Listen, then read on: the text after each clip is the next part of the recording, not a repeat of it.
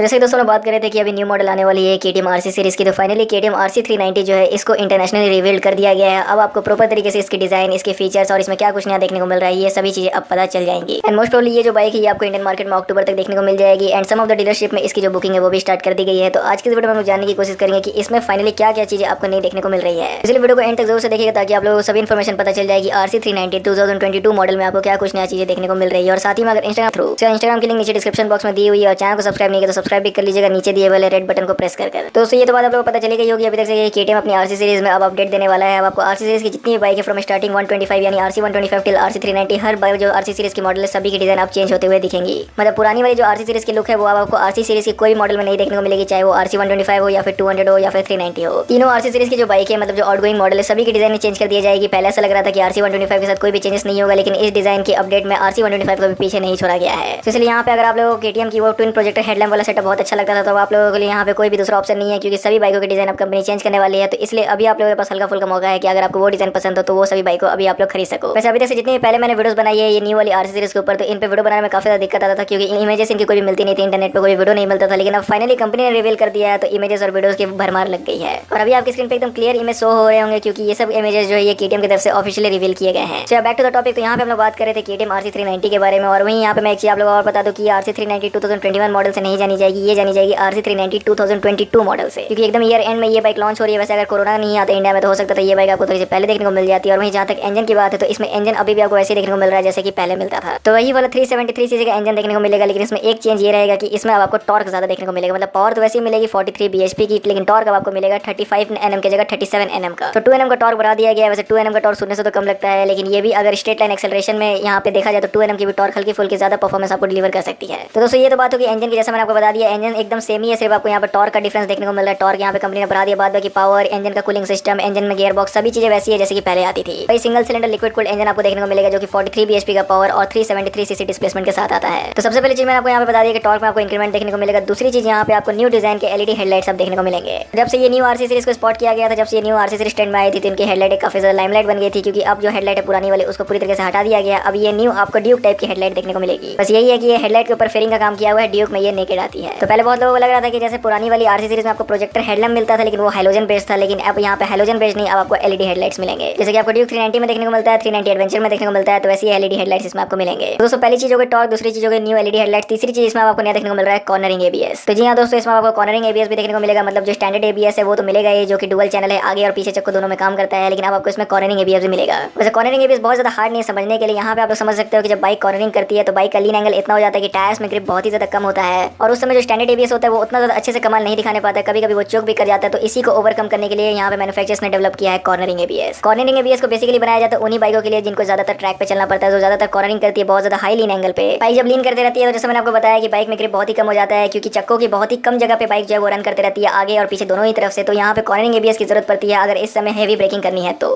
वैसे जब हम लोग अपने ऑटोमोबाइल ज्ञान की सीरीज को फिर से चालू करेंगे तब मैं आपको फिर से एग्जैक्ट बताऊंगा कि कॉर्नरिंग ABS और स्टैंडर्ड ABS में और क्या क्या डिफरेंस आपको देखने को मिलता है।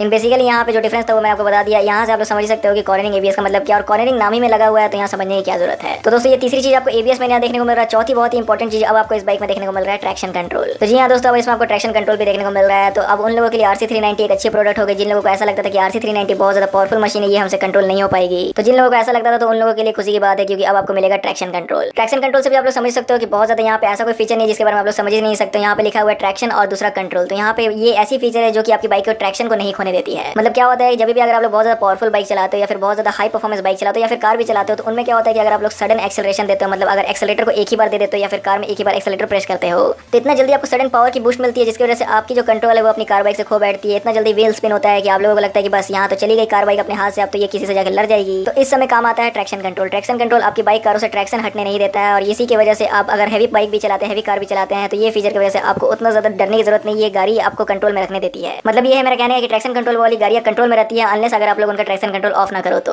दोस्तों ये हो गई चौथी चीज जो आपको इस बाइक में नया देखने को मिल रहा है। और पांचवी चीज इसमें नया डाला गया, इसके लिए बहुत ही लंबे समय से लोग डिमांड कर रहे थे कि भाई RC 390 में ये चीज कब ला रहे हो। और यहाँ पांचवी नंबर पर हम लोग बात कर रहे हैं न्यू डिजिटल इंस्ट्रूमेंट क्लस्टर के बारे में। तो जी हाँ दोस्तों अब इसका जो ऑरेंज बैकलाइट वाला इंस्ट्रूमेंट क्लस्टर उसको पूरी तरीके से चेंज कर दिया गया, जैसा मैंने आपको बता ही दिया था। अब इसमें आपको जो इंस्ट्रूमेंट क्लस्टर है वो मिल रहा है KTM 390 एडवेंचर का। तो बेसिकली KTM Duke 390 का भी आप लोग कह सकते हो, वैसे इसमें इंस्ट्रूमेंट क्लस्टर आपको देखने को मिलेगा विद ब्लूटूथ कनेक्टिविटी। जी हाँ बहुत लोगों को लगता था कि KTM अपनी न्यू वाली बाइकों में भी ब्लूटूथ कनेक्टिविटी नहीं देगी, तो ऐसा नहीं है। RC 390 के साथ तो कम से कम आपको ब्लूटूथ कनेक्टिविटी मिल जाएगी। अब ये है कि इसमें और क्या क्या फीचर्स आ रहे हैं, मतलब इसमें और क्या डिटेल में फीचर मिल रहे हैं, तो वो ये बाइक जब लॉन्च हो जाएगी वो तो पता चल ही जाएगा। लेकिन हाँ, अब ये बात एकदम क्लियर हो गया है कि इसमें आपको नया इंस्ट्रूमेंट क्लस्टर मिल रहा है 390 एडवेंचर से, जो कि बोरो किया गया है। तो दोस्तों पांचवी चीज जो है यहाँ पे आपको नया देखने को मिल रहा है वो तो यहाँ पे डिजिटल इंस्ट्रूमेंट क्लस्टर का हो गया। और छठवीं चीज जो है ये भी एबीएस से रिलेटेड, वो ये है कि इसमें कॉर्नरिंग एबीएस आपको मिल रहा है। अब यहाँ पे आपको स्विचेबल एबीएस भी मिल जा रहा है। तो स्विचेबल एबीएस यहाँ पे आप लोग बोले कि जब एबीएस ही देना था तो फिर यहाँ पे स्विचेबल एबीएस देगा, क्या फायदा, इससे बढ़िया एबीएस ही नहीं देते जब एबीएस को स्विच करने का ऑप्शन दिया जा रहा है। तो दोस्तों एबीएस बहुत ज्यादा इंपॉर्टेंट, ये सभी लोग जानते हैं, लेकिन कभी कभी कुछ कंडीशंस ऐसे होते हैं, कुछ टेरेन ऐसे होते हैं जहाँ पे एबीएस को ऑफ करना पड़ता है। सो मैं अगर सबसे पहले एग्जांपल दूं तो बड़ी बड़ी गाड़ियों में भी, जैसे BMW की GSA हो गए, ट्रैम टाइगर हो गए, इनमें भी एबीएस ऑफ करने का ऑप्शन आता है, क्योंकि जब ये सब बाइकें ऑफरोडिंग में जाती है तो इनमें अगर एबीएस नहीं ऑफ किया जाएगा तो एबीएस बार बार इंटरवेंशन करेगी, जिसकी वजह से आपको ऑफरोडिंग का मजा नहीं आएगा। और दूसरी बात कि अगर आपको अपनी बाइक से पॉवर स्लाइड मारना, ड्रिफ्ट रोड भी करना है, तो ये भी कंडीशन में अगर आपके पीछे वाली चक्कों में एबीएस लगा हुआ है तो ये चीज होने से रही, इसलिए यहाँ पे एबीएस ऑफ करने का भी फंक्शन दिया रहता है। और ड्यूक 390 में तो ये पहले से भी आता था, जिसका नाम था सुपर मोटो एबीएस। यहाँ पे आपकी रियर व्हील की एबीएस ऑफ हो जाती थी। And one of the most important place जहाँ पे एबीएस को ऑफ करना पड़ता है वो होता है ट्रैक पे। तो जी हाँ दोस्तों, ट्रैक पे एबीएस को बहुत बार ऑफ करना पड़ता है। वैसे कॉर्नरिंग एबीएस तो चलते रहती है, लेकिन जो स्टैंडर्ड एबीएस रहता है, जैसे कि जो हमारी गाड़ियों में रहता है, उस टाइप की एबीएस को ऑफ करना पड़ता है, क्योंकि ये सब एबीएस कभी कभी इंटरवेंशन बिना मतलब की करती है, जिसकी वजह से परफॉर्मेंस जो ट्रैक पे लेट हो जाती है। तो दोस्तों छठवीं चीज के बारे में जैसे मैंने आपको बता दिया कि आपको स्विचेबल एबीएस मिल रहा है। सातवीं चीज यहाँ पे ये है कि अब आपको quick shifter plus by directional यहाँ पे देखने को मिलेगा। तो क्विक शिफ्टर बाई डायरेक्शनल का आप लोग यहाँ पे सिंपल से मतलब समझ सकते हो कि अब आप लोगों को बार बार क्लच यूज करने की जरूरत नहीं है यहाँ पे गियर अप शिफ्ट और डाउन शिफ्ट करने के लिए। जैसे स्लीपर क्लच वाली गाड़ियों में क्या होता है कि सिर्फ आप लोग गियर को डाउन शिफ्ट कर सकते हो, लेकिन क्विक शिफ्टर वाली गाड़ियों में क्या होता है कि आप लोग up shift plus down shift दोनों ही कर सकते हो। हाँ, लेकिन यहाँ पे इसका भी कुछ नियम होता है कि थोड़ी सी ये चीज हाई स्पीड पे करना पड़ता है, मतलब जब गाड़ी की आरपीएम ज्यादा रहती है तब करना पड़ता है। ऐसा नहीं कि 20-30 की स्पीड पे आप लोग चल रहे हो, बार बार गियर को खट खट ऊपर नीचे कर रहे हो, तो यहाँ पे थोड़ा गियर बॉक्स को लोड पड़ता है। तो इसलिए अब अगर आप लोग यहाँ पे अपनी RC 390 के साथ किसी और बाइक को रेस करते हो तो आपको क्लच दबा के अपने टाइम को वेस्ट करने की जरूरत नहीं है। बिना क्लच दबाए आप लोग गियर को कम या ज्यादा कर सकते हो, यानी थर्ड से फोर्थ पे जा सकते हो, थर्ड से सेकंड पर भी आ सकते हो।